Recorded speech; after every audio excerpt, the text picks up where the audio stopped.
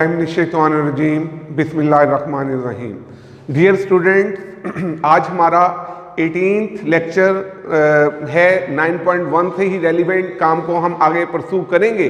तो आप लोगों को डिग्री को रेडियन में कन्वर्ट करना, रेडियन को डिग्री में कन्वर्ट करना, ये हम बेटे डिस्कस कर चुके हैं। आप लोगों को इन डिटेल समझाया जा चुका। आज बच्चों एक्सरसाइज नंबर 9.1 के कुछ क्वेश्चन मैं आपके साथ डिस्कस कर रहा हूं, तो काइंडली फुली तवज्जो के साथ मेरे साथ समझने की कोशिश कीजिएगा, तो आप इंशाअल्लाह ताला इससे मुस्तफीद हो जाएंगे। बेटे एक 9.1 एक्सरसाइज का क्वेश्चन नंबर 3 है, बहुत इंपॉर्टेंट क्वेश्चन। कहते हैं what is the circular measure of the angle between the arm of the hand when it shows 4 o'clock। कि जब घड़ी के अंदर 4 बजते हैं, 4 o'clock आपको रिप्रेजेंट करके दिखा रही है घड़ी, तो बताएं उसके हैंड्स के दरमियान, उन सुइयों के दरमियान कितना एंगल होगा। क्वेश्चन ये है बच्चों। हम पहले फर्ज कर लेते हैं हमारे पास एक क्लॉक है और उसकी यानी कि उसका रेडियस जो है वो आर है, फर्ज कर लीजिए। अब मुझे आप कुछ बातें इस क्वेश्चन के ऊपर आने से पहले, समझाने से पहले कुछ बातें आपके साथ डिस्कस करना चाहता हूं कि अगर हमारे पास घड़ी का रेडियस आर हो तो मेरा आपसे क्वेश्चन है, मुझे बताइए कि सरकमफ्रेंस कितना होगा, उसका मुहीत, टोटल उसका यानी कि बाउंड्री लाइन, उसकी लेंथ उसकी कितनी होगी, वो कितना होगा भला बच्चों? जी आप लोगों को पता होना चाहिए, वो होगा बेटे 2 pi r, circumference of the circle, वो 2 पाई आर होगा।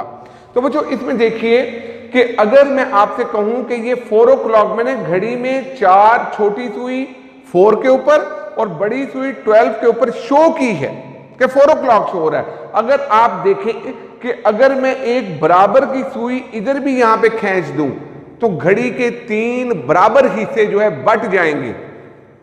जब 4 o'clock शो हो रहा होता है तो ये बात याद रखें, 12 डिवाइडेड बाई 4 3, तो थर्ड हिस्सा घड़ी का सुइयों ने कवर किया होता है, थर्ड हिस्सा। तो अब मुझे आप बताइए, और इसी तरह से मैं आपसे एक क्वेश्चन कर लेता हूं वैसे, यानी कि आपके एडिशनल इंफॉर्मेशन है। जब 6 o'clock, जब घड़ी 6 बजाएगी तो बड़ी सुई ऊपर, छोटी सुई नीचे, तो 12 डिवाइड बाई 6 कितना हुआ बताइए? 2, एक हिस्सा इधर एक हिस्सा इधर, 2 हिस्से कवर हो रहे होते हैं।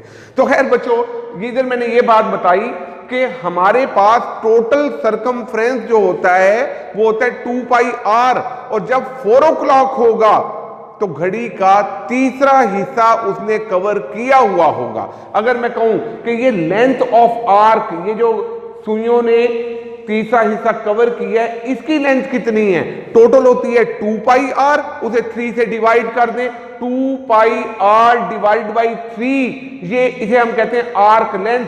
ये एल आ गई, एल से रिप्रेजेंट कर दिया, 2 पाई आर ओवर 3।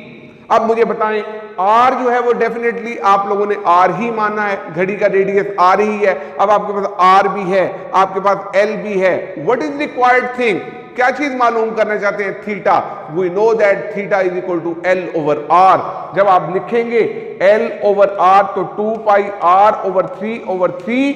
अब मुझे बताइए बच्चों कि जब आप इसमें इसका आंसर निकालेंगे तो आपके पास आंसर कितना आ जाएगा? 2 पाई ओवर 3। जब ये फार्मूला लगाएंगे, वैल्यूज पुट करेंगे, तो आपके पास आंसर आ जाएगा बेटे, आज आर की जगह आर से आर कट जाएगा तो 2 पाई ओवर 3, यानी ये आर नीचे वाले आर से कट जाएगा तो 2 पाई ओवर 3 आंसर आपके पास आ जाएगा। तो खैर बच्चों, नेक्स्ट क्वेश्चन देखिएगा। ये हमारे पास है theta is equal to 65 degree 20 minute and R is equal to 18 mm। Find the value of L, L की वैल्यू निकालनी है। ये फार्मूला मैंने इन एक्चुअल आपको प्रूव करवाया था, theta is equal to L over R, और उसकी इंपॉर्टेंस भी आपको मैंने बताई थी कि पेपर में काफी दफा ये आ चुका है। बच्चों इस फार्मूले में वैल्यूज प्लग इन करने के लिए कंपल्शन है कि थीटा जो है वो रेडियन में होना चाहिए, क्योंकि जब ये प्रूव किया था तो एंगल को हमने रेडियन में लिया था, तो एंगल आपके पास रेडियन में होगा तो ये फार्मूला आपके काम आएगा। तो इधर जो एंगल उसने दिया हुआ है उसने हमें डिग्री और मिनट्स में सेक्साडेसिमल सिस्टम में दी है। First of all we have to convert this angle in radian measure. वो कैसे, वो मैंने आपको तरीका बताया। 65 वैसे 20 को 60 से डिवाइड कर दें, होल डिग्री 65.33 डिग्री आ गया।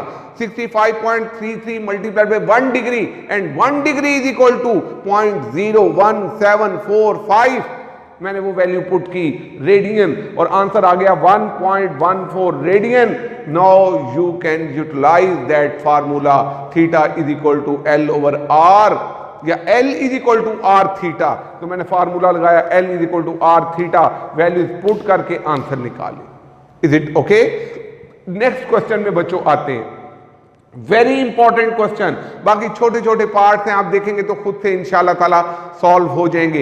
एक क्वेश्चन देखिए, इसकी स्टेटमेंट आप अपनी बुक पे खुद पढ़िएगा। इसकी स्टेटमेंट बेसिकली क्या है, ए रेलवे ट्रैक के मुतालिक बात हो रहा है। कहते हैं railway train is running upon A railway track of radius 500 kilometre. कहते हैं कि ट्रेन चल रही है रेलवे ट्रैक के ऊपर और वो सर्कुलर है और उसका रेडियस कितना है, 500 किलोमीटर है।